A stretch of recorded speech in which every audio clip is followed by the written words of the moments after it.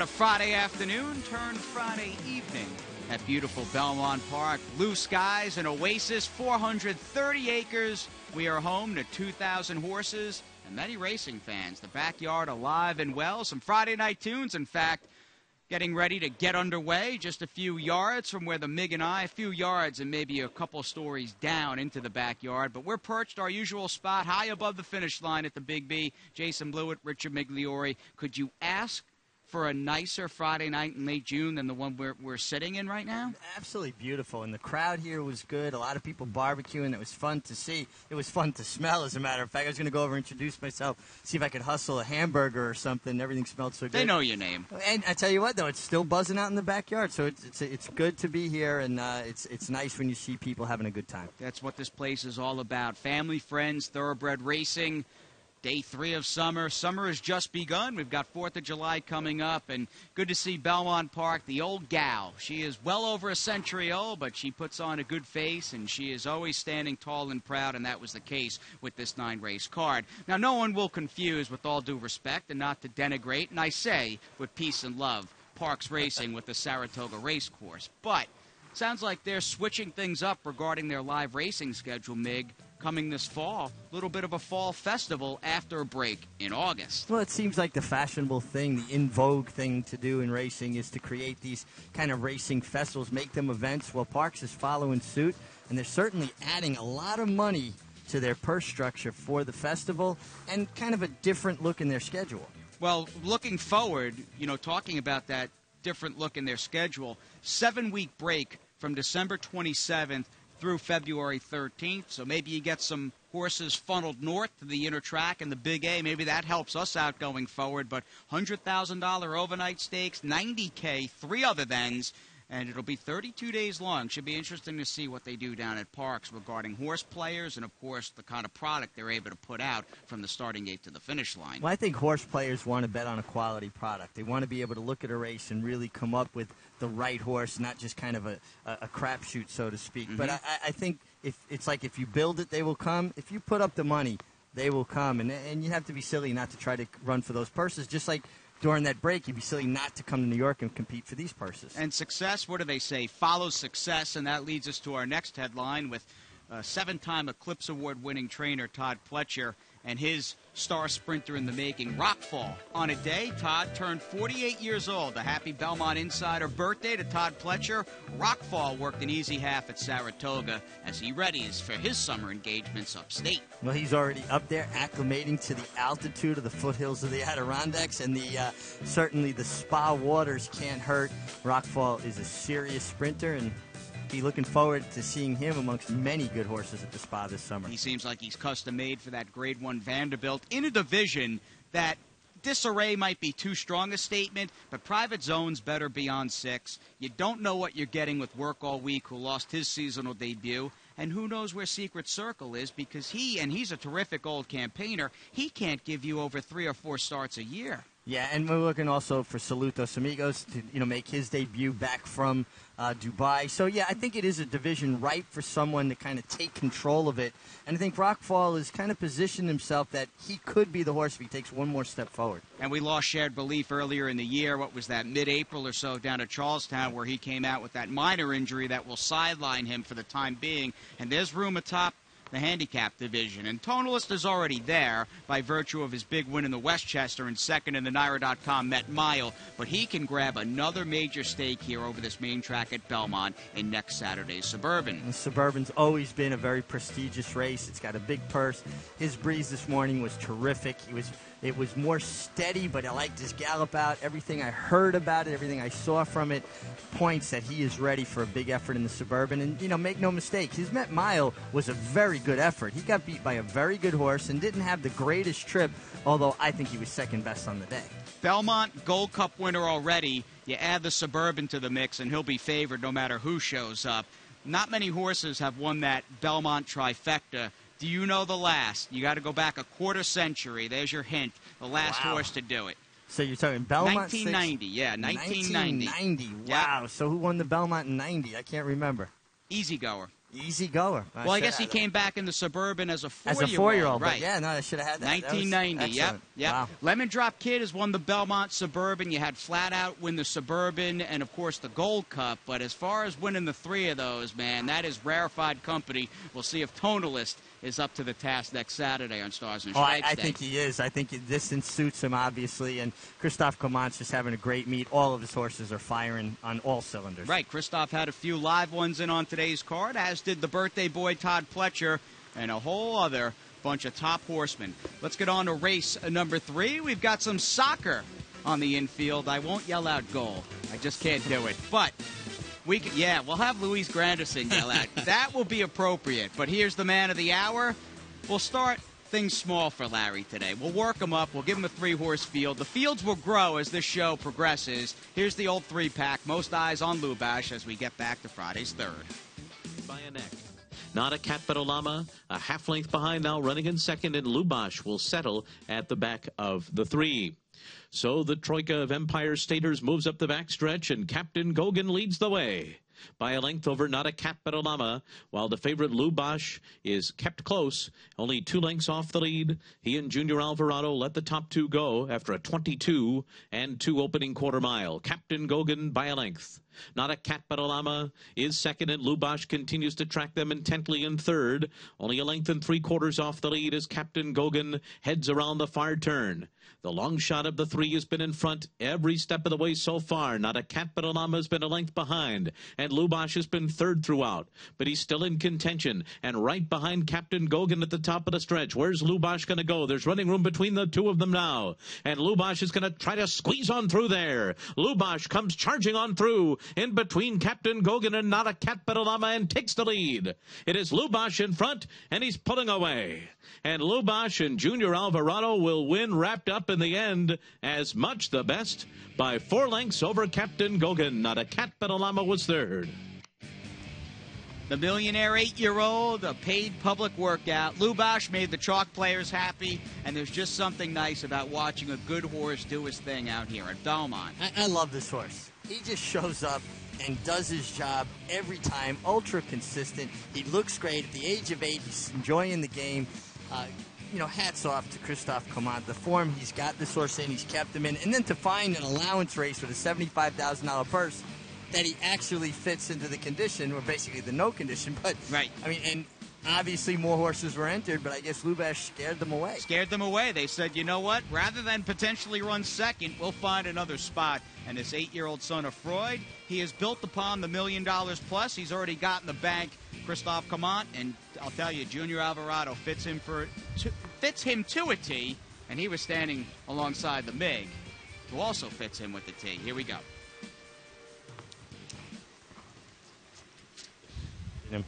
Well, I mean, I don't think he's a really kid. He's a very nice horse, lovely horse. He's a horse, that, you do whatever you want with him. You want to put it in the lead, he'll go in the lead, whatever, He's just like such a lovely horse, and great horse, too, at the same time, because, he gave everything he got in each race, and I mean, just like, I'm very glad to be part of every race that he's on. It's a 3-horse field. You're the big favorite. People don't realize sometimes that could be a harder race to ride because everybody's worried about where you are. Were you concerned when Johnny seemed like he maybe have you trapped a little bit? It's true what you say. Actually, when we go before we go into the gate, I'm talking to Johnny. I say I'd rather a 10-horse field than a 3-horse field. It doesn't get any easier because it's only 2 horse plus my horse. But yeah, I was pretty confident. Because I know as soon as I leave the gate, I make sure to put it in the engine. And they went pretty quickly, so I can I saddle my horse. But yeah, I mean, I would say, by the 5-16 pole, I was pretty confident with what I got. It was just it was just a matter of time. If I move outside, if Johnny move a little bit forward, I would go outside. But like I said, his horse was steady there, so I decided to make my move, and I mean, he just exploded every time that I asked him. Well, you're riding with confidence. That was apparent there. Congratulations. Thanks, Mick. And sometimes hosting does not fit me to a T, but we got through the piece. Your interview with Junior was pretty good, and here is a young man who's had his fair share of setbacks, but he's riding with a lot of confidence, and I like the preparation Junior is doing these days. Yeah, absolutely. He's riding great. I like the way he finishes on horses. I like the way he positions horses. He rides the turf well, the dirt well. He's a very, very well-rounded rider. It's hard to pick out a weakness. He's solid all the way through, and I think you're right in bringing up. He has had several setbacks, and it's hard. It's difficult to build up that continuity and to keep your timing and to keep your confidence. But I think now he's on a really good stretch, and it's at the right time heading into Saratoga. Fair enough. Mike Solito, his agent, does a good job. Has got him in with Belmont and a few other top barns. We move on. Race number 6. We'll kick off the late pick 4. This was the other main highlight on today's card with plenty of sun. And check out that picture as we get back to Larry with the bigger field in the opening leg of the late pick 4. Broke well. Manhattan Johnny rushes out to take the early lead, though, and Manhattan Johnny will be the pacemaker. And then it's Blame Jim on the inside, away running in second. Glacken 2 is third. Easy to say, goes up on the outside in fourth. Behind them is Monster Mash and Commandante as they race for the turn. Noble Cornerstone sharp out of the gate, but 8 lengths behind at this stage of the race. And then it's Johannesburg Smile and Crafty Dreamer on the outside. The first quarter was 21-4. As the field moves around the far turn, they are absolutely flying. It's easy to say on the far outside, Glacken 2 between and Blame Jim along the rail. The 3 of them will turn for home together. Manhattan Johnny is in fourth, and they're into the stretch. A half mile in 44-3. Easy to say on the outside, Blame Jim down at the rail. Glacken 2 between those two, Manhattan Johnny. And Noble Cornerstone is rushing up on the outside. In the center of the track, it's Commandante. It is now Blame Jim, Noble Cornerstone. Noble Cornerstone takes the lead and goes on to win. And then it was Blame Jim second, followed by Crafty Dreamer and Monster Mash. Sharp off the bench, no cobwebs, no ring rust. Big late run from Noble Cornerstone, who took advantage of a hot pace. Yeah, and it projected to be a hot pace, and poor Blame Jim, he had no choice but to leave from the rail, get engaged with that. He was the last man standing. Ran a terrific race, but great job by Tom Morley, having Noble Cornerstone ready to fire big off the bench. Got a nice ride from Joel Rosario, and this is a very talented New York bred who got the right setup. And maybe we haven't seen his best yet. This was a horse last year as a 3-year-old, maybe a cut below, and it wasn't a major cut. Some of the best New York bred sprinters around. Maybe there's some improvement here, and he took down a solid and saw at the open 2 other than allowance condition in his 4-year-old debut. You've got options with a horse like this. It's nice having a plan A going forward if you want to shoot high, but you've also gotten away a safety net. Oh, absolutely, because you've got a lot of New York bred stakes to point for, and he looked fit in the paddock, but I'm sure he can build off of this as well, and who's to say he's not better at 4 than 3. I think a really a lot of credit. We really can't overstate it, I should say. Tom Morley, the job he did to have this horse ready off the bench from October. And likely stakes engagements in the future of Blame Jim. He would seem custom-made with his talent and this tough beat second. Races like the Amsterdam and King's Bishop in Saratoga Springs. Yeah, he would fit well there, and just hope he gets an outside post because he's got speed to lead, but he's probably better if he can lay second or third in the clear. We'll see Joel, we'll see Johnny, we'll see a whole bunch more horses in action when we come back on this Friday edition of Insider.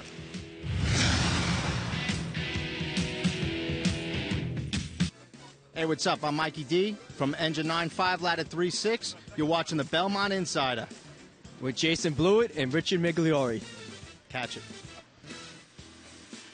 Good to have New York's bravest with us today at Belmont Park. A privilege and an honor. Race number 5, in fact, named after Engine 95, Ladder 36, Inwood Race. And there you go. Enjoying the afternoon down in the picnic area. What a scene, a picture-perfect afternoon at Belmont Park. It gets no better than these Sunset Fridays, but it will get better on July 4th, Independence Day at the Big B.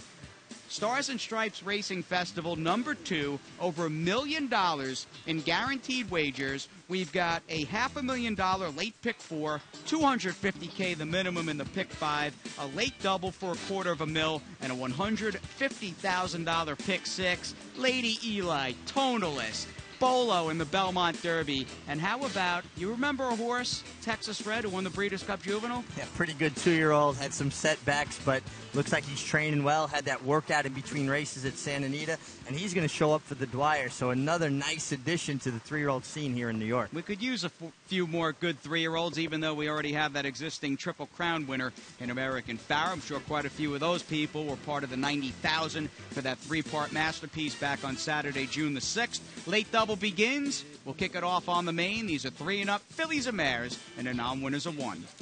Two's the favorite, Touch the Moon, to show some early foot. Then it's Gasparilli and Samantha Nicole to the outside, Moon Metal along the rail. They're a tight pack except for Street Home Alabama, who's far behind in the early stages. It is Full of Sugar on the far outside, battling up front with Touch the Moon, who's right there in between horses up the back stretch. And then it's Moon Metal to the inside. In between those two is Gasparilla in, and right behind them, Equilateral, Samantha Nicole in 8 lengths back to Street Home Alabama. The quarter in 23 and 2/5 seconds up the back stretch. And now Touch the Moon pokes her head in front. Gasparilla in goes with her. Full of Sugar's there on the outside. And now Moon Metal's dropped off the pace 2 lengths from the front. Samantha Nicole and Equilateral are next, and still 8 lengths to Street Home Alabama, 46 and 1 the half mile. And Touch the Moon is getting a test here from a long shot in Full of Sugar. These two nose to nose up front, and Gasparilla in's between those two. And on the far outside, Samantha Nicole looks to get going. Then Moon Metal and Equilateral. It's a tough task for the heavy favorite here. Touch the Moon is under stout pressure on the inside and has lost the lead at the top of the stretch. It is Full of Sugar, Samantha Nicole running a big one on the far outside. Touch the Moon's trying to battle on from the inside. Equilateral's finding a tight spot between horses, trying to get on through there. And Equilateral just squeezing through on the inside of Samantha Nicole. These two down to the line together. Samantha Nicole, Equilateral bobbing heads. Samantha Nicole defeats Equilateral by a head on the wire. Tight finish here, a lot of bumping and a tight squeeze between horses for Equilateral, but a clean trip on the outside for Samantha Nicole, Rachel's full sister. Yeah, interesting, and she got it done.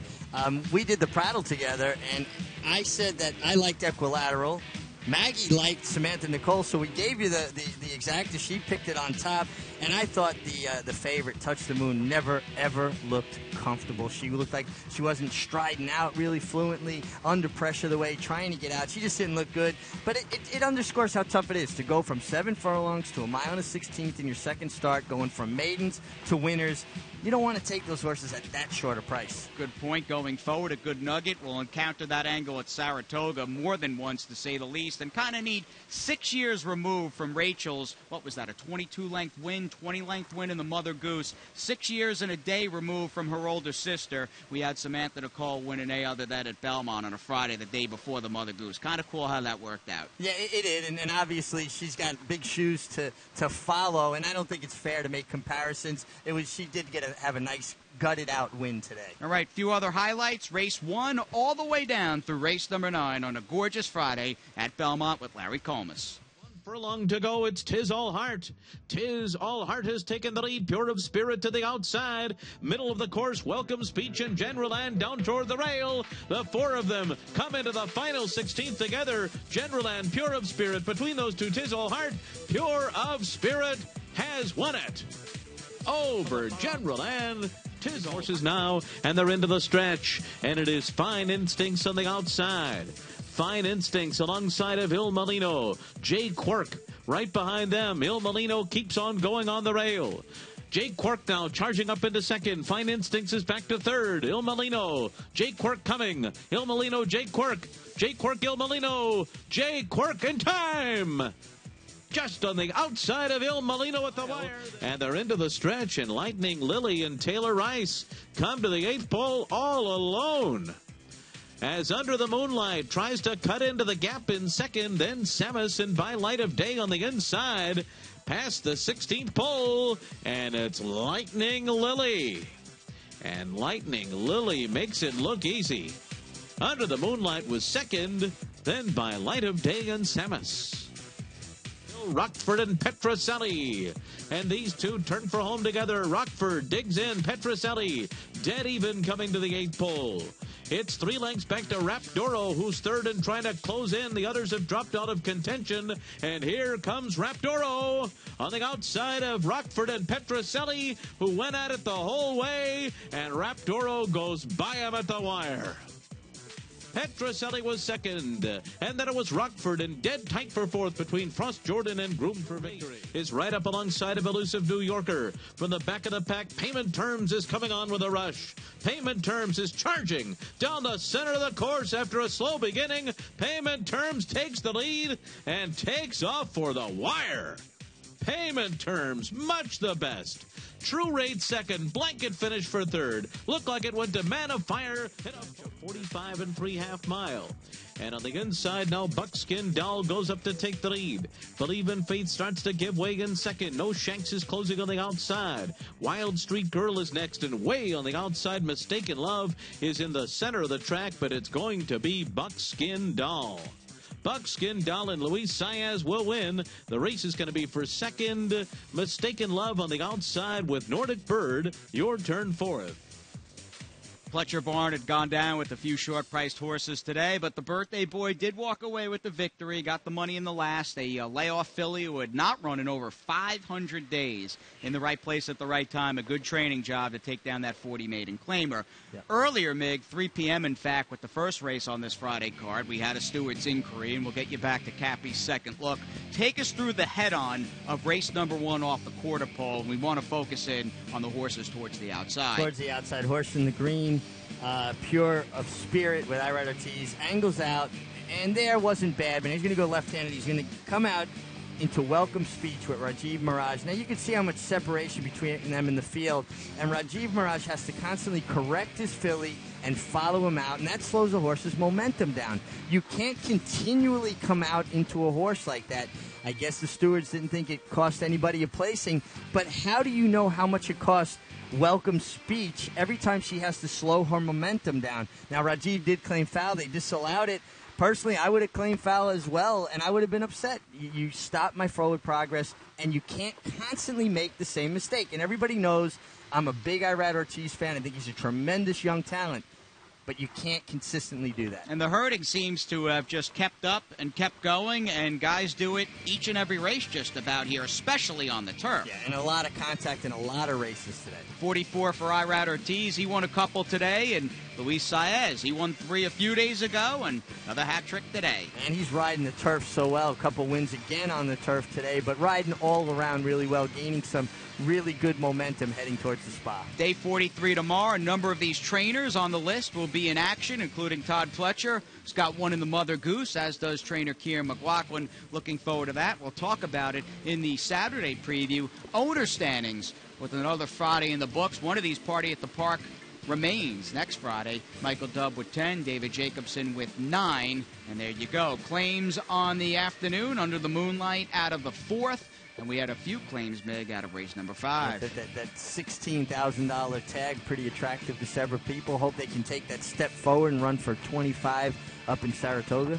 And we see the Ramseys jumping in with Joe Sharp, Mistaken Love, second, well beaten in today's nightcap. Mother Goose, the 59th running, a Belmont Classic. We'll talk about it when we come back.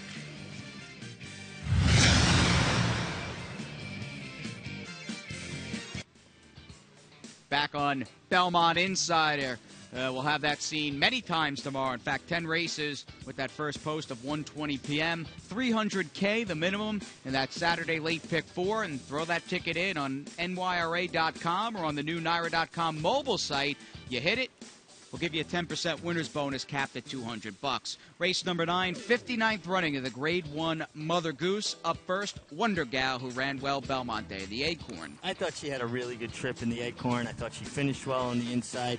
I'm still not convinced this filly wants to go this far, a mile and a 16th. She's well posted outside. She gets Rajiv Mirage, who I think's been riding terrific. She's going to have to work out the right kind of trip, I think, to stretch her ability a mile and a 16. Then you've got the inside post, opposite end of the spectrum, with Embellish the Lace off a 95 buyer, near 14-length win. She's going way up in class, though. Way up in class, not a great post. She's going to have to show the speed that she has, but certainly you can't deny her last 2 races going long. She obviously wants to go long, but can she do that around 1 turn breaking from the inside? Another horse that last raced at Pimlico, Include Betty, who drops out of a second-place finish in the Black-Eyed Susan. She seems battle-tested and pretty seasoned and solid. And this is who I like, Include Betty. She closed into a very slow pace in the Black-Eyed Susan.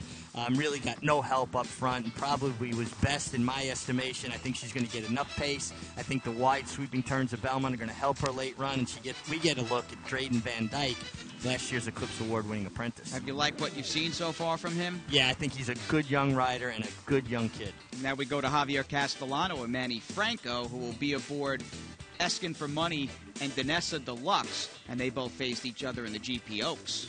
Yeah, and they both ran well there. I don't know how that translates to this race, but as far as Mother Gooses go, I think this is a race that's a little bit hungry. There's room in this division. There's been parity all along on the main track. Who steps up and gets that Grade 1 prize? We find out. We've got a Grade 1 winner, in fact, lurking downstairs. It's Maggie Wolfendale with her Saturday preview. Thanks, guys. Well, for the Paddock Insider, I'm really looking forward to tomorrow's card. Going to take a look at the feature. It's a Mother Goose, and you have a lot of these 3-year-old fillies coming from all over the place. I mean, we have our New York-bred girl, Wonder Gal, who will break from the outside. Probable post-time favorite, although there is some argument to be made that there's some other horses in here that will be short prices too, include Betty for trainer Tom Proctor. But I'm going to take a shot with a very lightly raced filly coming out of the Kieran McLaughlin barn, and that is Munasara here. And she's only had 2 starts, only 1 win.